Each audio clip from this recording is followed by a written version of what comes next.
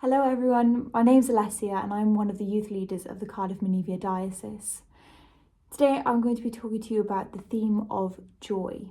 So what is joy? Well, isn't it the same as happiness? The best description I found is that joy is a pervasive sense of well-being, and it's a settled assurance that God is in control. But to understand joy, I think it helps to contrast it with happiness. Both words tend to be used interchangeably, but they do mean two different things. Happiness is a feeling. It's subjective, it's circumstantial, it's often sparked by something external. If life is good, we're happy, and if it isn't, then we're not. Happiness is how we choose to feel about a situation. It's fleeting, it's like a spark of excitement. Joy, however, is an emotion.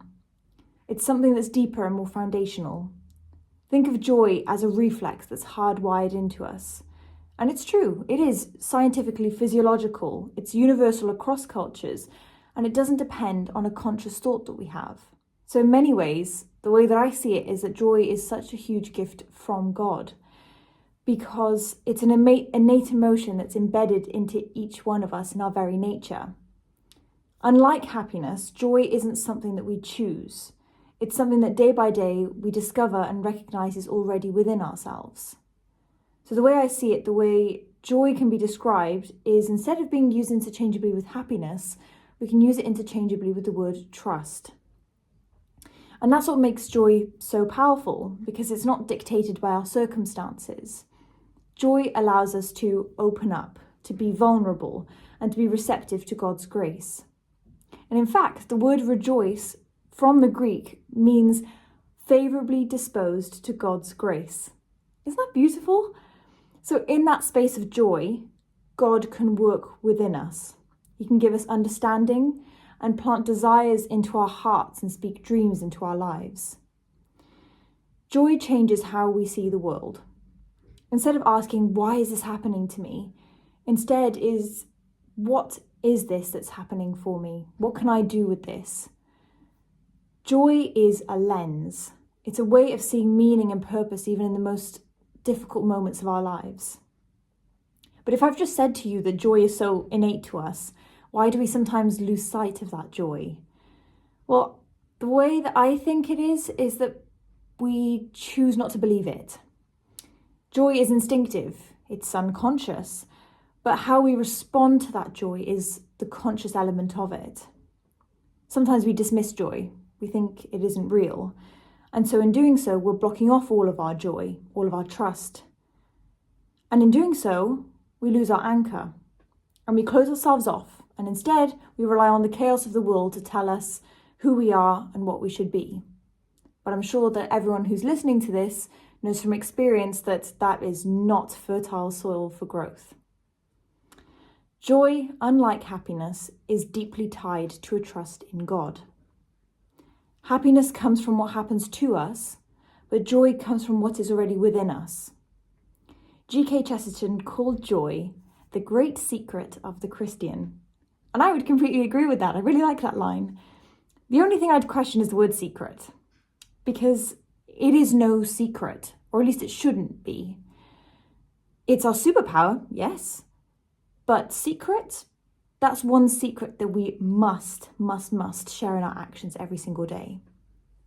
C.S. Lewis captured the paradox of joy beautifully when he described it, saying, "My heart was off once more to the land of longing, at once broken and exalted." So what does that mean? Well, experiencing joy can make us aware of how far we are sometimes from the fullness of what we long for. It reveals all of our imperfections. But at the same time, joy is what lifts us up. It gives the taste of something beautiful, and it reminds us that we're connected to a purpose and a hope beyond the here and now. So that duality, the ache and the uplift, is what makes joy so transformative. It's not just a fleeting feeling, but a profound experience that anchors every single one of us. So why do we remember joy at Advent of all times? Why are we talking about this now? Well, Jesus' arrival at Christmas reminds us of that gift of joy. He comes to us to assure us that God is good He's just, and he loves every single one of us so deeply. It's this knowledge that allows us to have that assurance. And that is the anchor of our joy. We can be assured in our joy that our intrinsic reaction is to be trusted. James chapter 1 verse 2 says, "Consider it pure joy, my brothers and sisters, whenever you face trials of many kinds." So joy doesn't mean the absence of pain, but it means finding meaning, purpose, and grace within it. And for those of you who are without a faith background, joy still holds something so universal.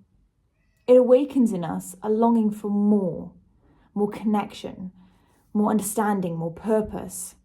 Joy invites us to explore, to grow, and be more than what our circumstances dictate of us.